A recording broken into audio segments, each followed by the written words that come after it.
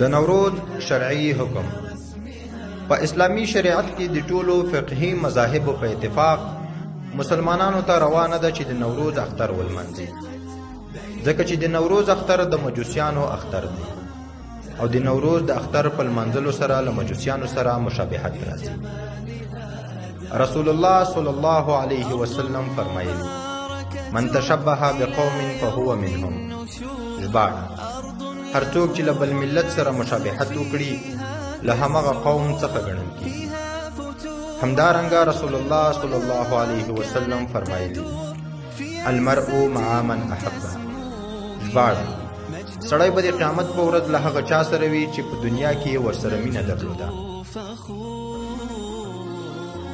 که کوم مسلمان هر کال د نوروز اختر لمانځي، توبه ونه باسي او په همدې حالت کې مړ شي، نو د قیامت په ورځ به د مجوسیانو په ملت کې راپورته شي.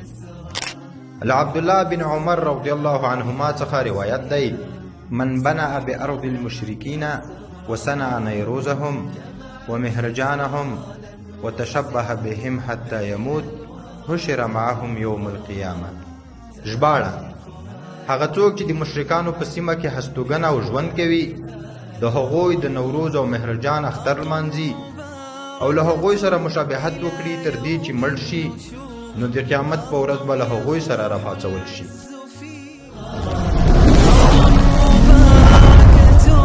إلى يوم النشور.